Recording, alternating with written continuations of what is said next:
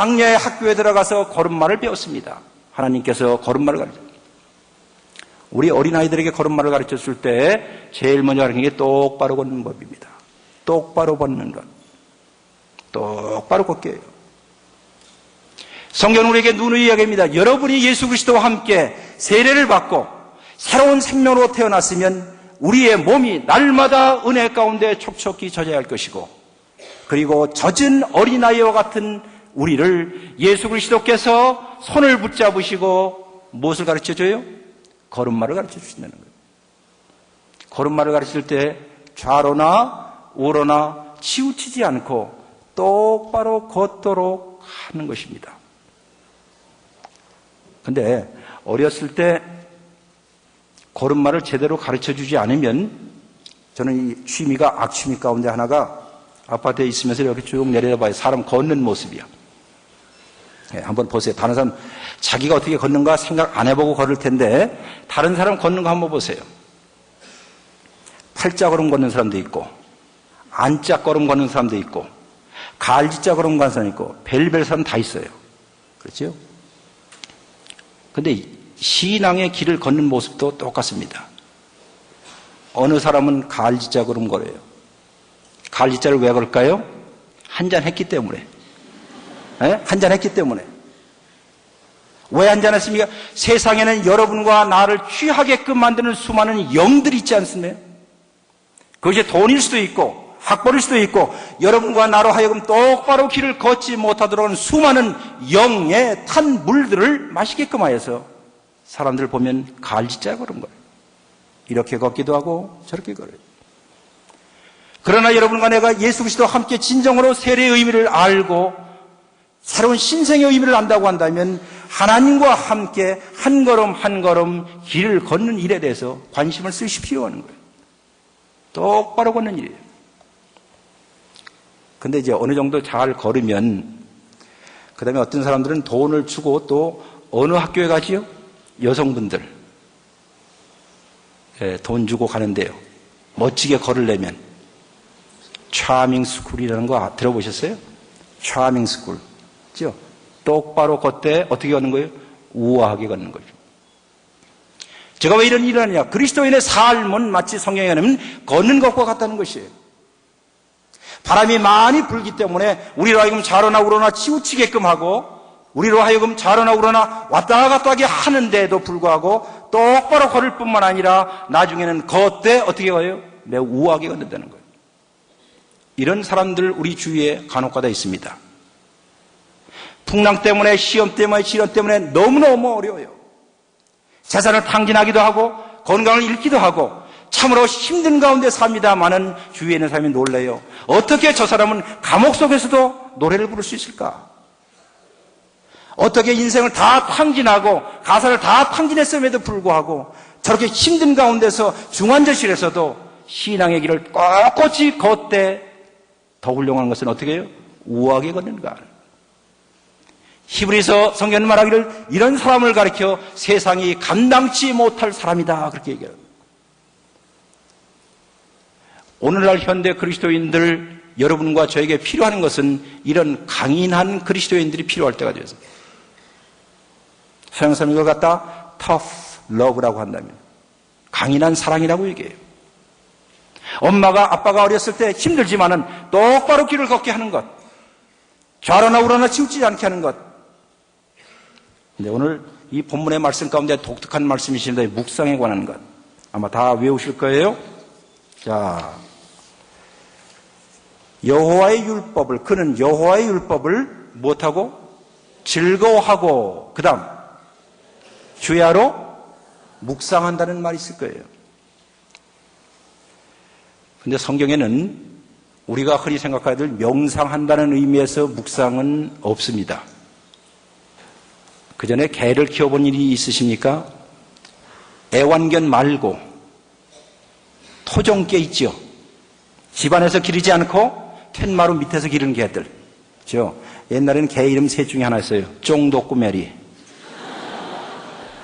뭔가 그랬더니 쫑은 존, 존, 요한 있죠, 존.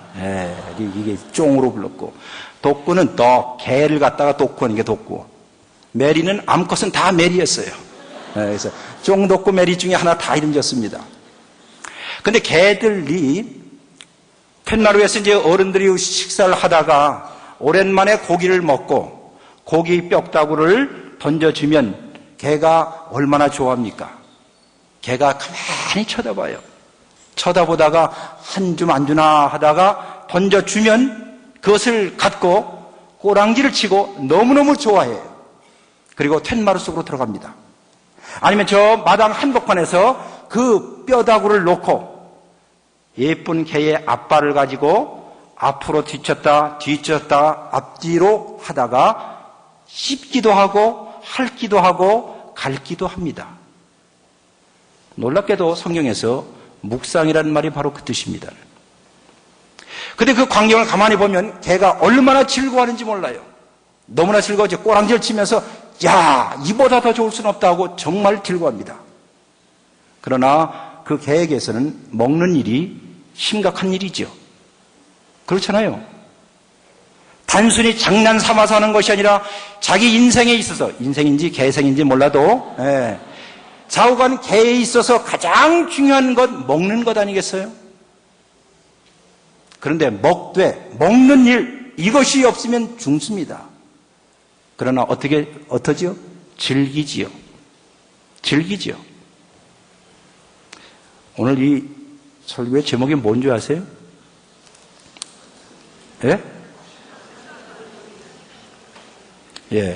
심각한 놀이. 이 말은 사실상 제가 쓴 말이 아니라 유진 피터슨이 2006년도에 나온 한 책에서 멋들어지게 말했어요. Playful seriousness. 말 그대로 하면 즐거움으로 가득 찬 심각성.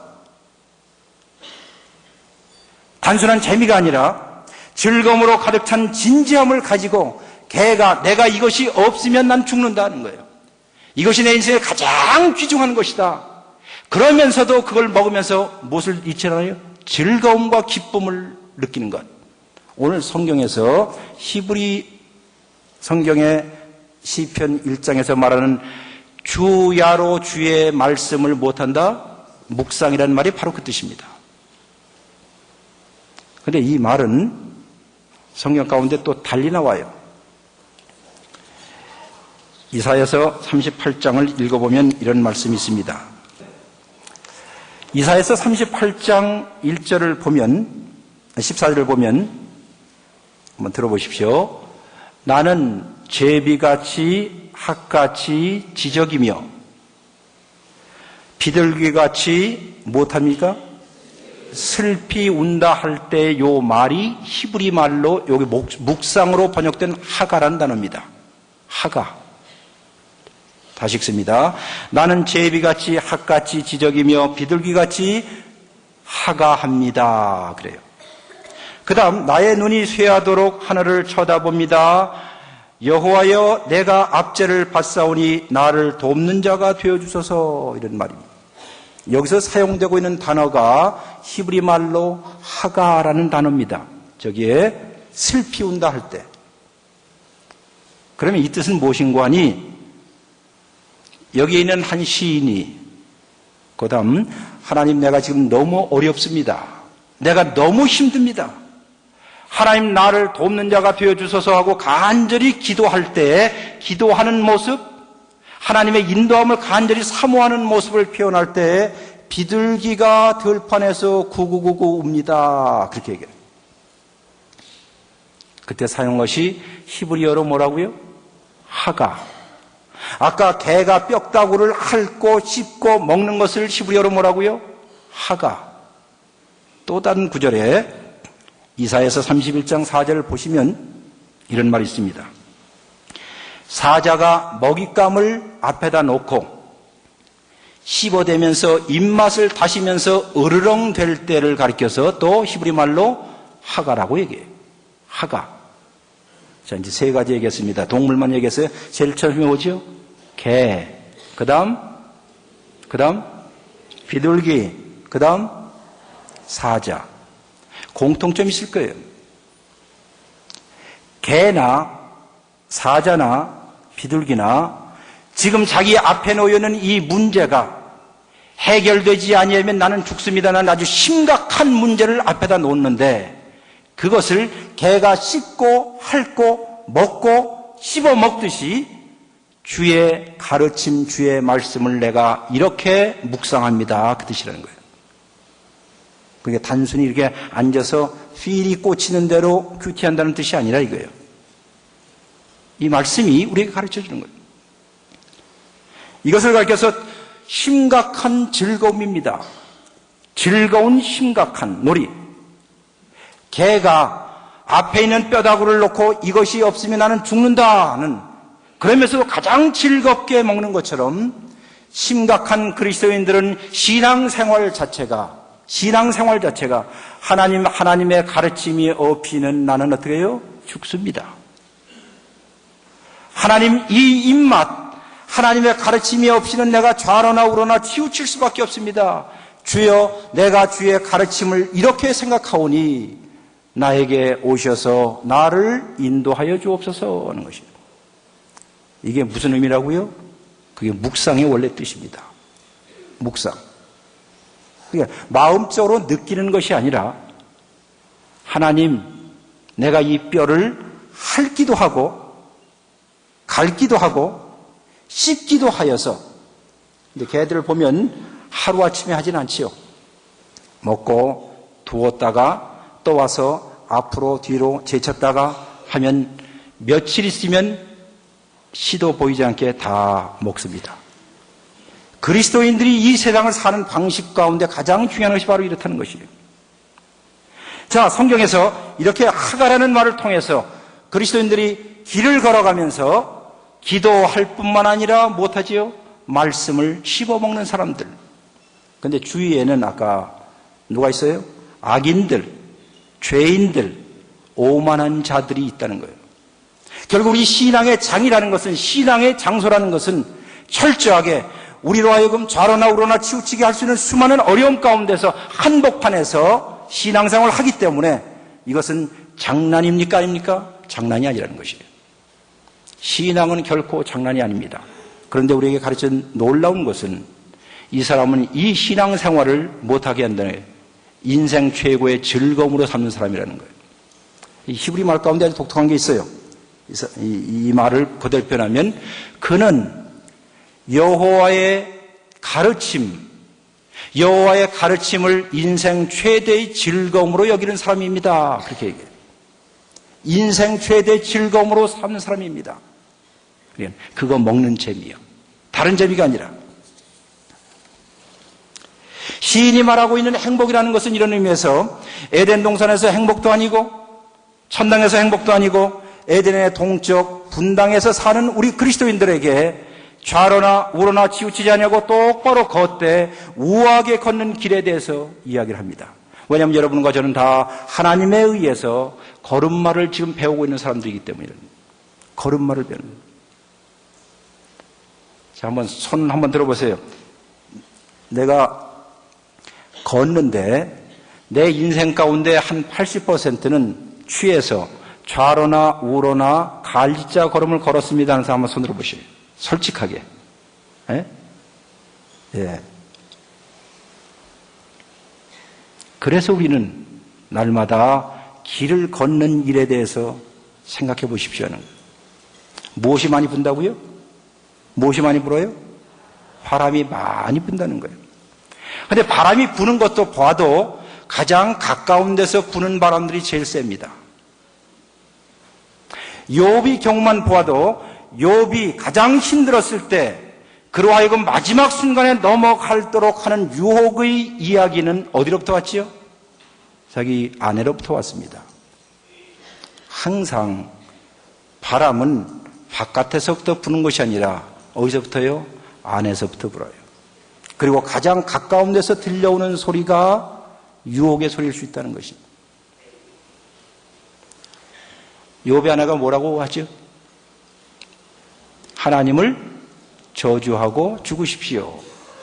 사실상 그 이야기를 들어보면 욥의 아내가 정말 나쁜 여자였을까? 우리 학자들 많은 사람이 나쁜 여자다 그랬을 거예요. 그러나 그렇지 않아요. 자기 남편이 너무너무 힘든데 차라리 목숨을 끊고 세상을 떠나는 게 훨씬 낫지. 그 고통하는 그것을 내가 도저히 못 보겠습니다. 어찌 보면 가장 달콤한 유혹의 소리는 가장 가까운 데서 들려요. 그때에 그가 그것을 이겨나갈 수 있었던 것이 무엇입니까? 하나님의 신실함 때문에 이겨나갈 수 있었어요. 하나님이 정말로 여러분과 저의 삶 가운데 가장 신실하다는 것을 믿고 그가 나를 걸음마를 알려주었으면 나로 하여금 똑바로 걷게 하실 것이고 광야에서 길이 없는 곳에서 길을 내시고 나에게 길을 보여주시는 분이 하나님 외에 없다고 생각한다면 우리의 시선은 한 길로 오랜 동안 가야 합니다. 유진 피터슨이 그의 한 책에서 멋지게 말한 것이 이것입니다. Long obedience in the same direction. 즉 똑같은 방향으로 오랜 동안 순종하는 것을 현대 그리스도인들은 잃고 있습니다. 그래요. 옆에 사람이 5년 후에도 동일한 신앙의 똑바른 길을 가는 것을 보는 것이 그리 흔치 않은 세상이 된다는 것입니다. 10년 후에도 여러분이 어제처럼 한결같처럼 똑바른 길로 올곧게 천성을 향해서 길을 떠나는 하늘 나그네처럼 똑바로 걷는 일이 얼마나 어려운지를 아십니까 하는 거예요. 근데 우리로 하여금 똑바로 걷기에 하는 방편이 하나 있다는 것입니다. 오늘 시편 1장에서 말하기를 무엇이요? 하나님의 가르침, 하나님의 도라, 하나님의 율법, 하나님의 말씀을 개가 뼈다구를 씹고 핥고 삼키고 먹고 그러면서 즐거워하고 누구에도 불구하고 주위에 많은 악인들, 죄인들, 오만한 자들이 수많은 말을 한다 할지라도 똑바로 걷되 우아하게 걷는 길들에 관해서 성경이 얘기합니다. 따라서 이런 사람들은 이 세상을 바라볼 때 제3의 눈으로 바라봅니다. 믿음의 눈으로 바라보기. 한번 저를 주세요. 신앙인은 제3의 눈을 갖고 있습니다. 행복이라는 것은 돈이나 명예나 학벌에 의지지 않는다는 것을 잘 아는 사람들은 날마다 하나님의 가르침을 읊조리고 씹어먹고 삼킴으로 영양속을 충만하게 받을 뿐만 아니라 우리의 마음보들이 마음보. 여러분 보자가 뭐지요? 무슨 보예요? 보가 그릇이지요. 그렇죠? 아, 저 사람 눈물보가 터졌어 할 때 보는 그릇입니다. 즉 여러분과 저의 인생, 우리의 온 삶이 하나님의 가르침을 담을 수 있는 그릇, 마음보라고 얘기합니다. 우리가 찬양할 때 구약성경 보면 내 영혼아 주를 찬양하라 그럴 거예요. 내 영혼아. 그러면 영혼만 찬양합니까? 육체는 해요, 안 해요? 아까 보니까는 신나게 하잖아요. 성경은 말하기를 내 영혼아 주를 찬양하라 라고 이야기하기도 하고 내 속에 있는 것들아 주를 찬양하기라 했습니다. 속에 뭐가 있어요? 속에 내장, 위장 있잖아요. 이건 구약에서 그렇게 얘기합니다. 속에 있는 모든 것들아 내장들아 주를 찬양하라는 말. 우리의 온 머리에서부터 발끝까지 온 삶이 하나님의 가르침을 받아들일 수 있는 그릇이어야 한다는 거예요. 그릇. 그런데 밑이 빠지면 여러분과 저의 의복이, 영적인 의복이 다 건조할 것입니다. 제가 그래서 그 말을 하는 거예요. 여러분의 지금 의복이 지금 축축하게 젖어 있습니까? 하는 거예요. 우리의 마음보들, 우리의 영혼과 오장육보로 하나님의 가르침을 충만하게 받고 있으면 우리의 온 몸이 축축하지요. 그리스도와 함께 진정으로 죽고 세례의 의미를 알고 사는 사람, 하나님이 없이는 난 살 수 없습니다. 이 양식이 없이는 난 살 수 없습니다. 이 뼈다구가 없이는 난 살 수 없습니다. 하나님이 나를 도와주지 않으면 나는 들판에 있는 비둘기와 같습니다 하고 간절하게 주님을 사모하고 주의 오심을 사모하는 그 사람은 그의 영혼과 온 육체와 온 오장육보가 하나님을 받아들일 수 있는 무엇이라고요? 뭐요? 그릇이라는 것이. 그릇. 예? 그릇. 그런데 이 그릇이 펑크가 났거나 깨어지면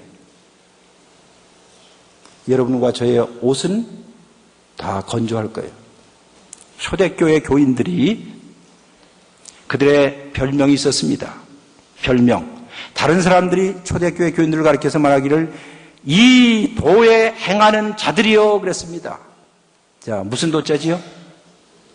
그렇죠. 이 길에 행하는 사람들. 여러분과 저는 다 길 위에 있는 사람입니다. 아까 우메코 여사처럼 100년이 될는지 50년이 될는지 30년이 될는지 모릅니다. 여러분이 밝은 날만 있을는지 어두운 날이 있을는지 항상 성공할 날만 있지는 않을 것이라 이거예요. 심지어 가장 좋았던 가정도 이혼의 마지막 극한 지점까지 가서 하나님 정말로 이러실 것입니까? 엘리 엘리 라마 사박단을 외칠 때도 있을 것이에요. 그러나 기억하십시오. 그 길은 여러분 혼자 걸어가는 길이 아니라는 것. 그리고 그 길을 걸어갈 때마다 오늘 시편에 있는 이 성도처럼 주의 가르침을 내 일생 최대의 즐거움으로 여기고 비가 오나 눈이 오나 건강할 때나 병들었을 때나 사업에 성공할 때나 사업에 실패할 때나 주야로 내가 주의 가르침을 못한다고요? 씹고 핥고 먹고 즐겁게 내 인생을 가겠습니다. 이런 사람은 세상이 감당치 못하는 사람들이에요. 어찌 보면 미친 사람일 수도 있습니다. 세상이 감당치 못하는 사람들. 지금 바로 이런 시대에는 이런 사람들이 그리워지는 시대가 되었습니다. 사랑하는 모든 여러분들, 하나님의 가르침이라는 게 이렇게 능력이 있습니다. 이분을 사랑하시고 이분과 함께 길을 걸으시고 그분이 우리에게 걸음마를 가르쳐 주실 때에 똑바로 걸으시되 어떻게 걸으라? 우아하게 인생을 걸으십시오. 그러면 하늘에 있는 천군 천사와 여러분 주위에는 모든 사람들이 우리의 삶을 향해서 박수를 칠 것입니다.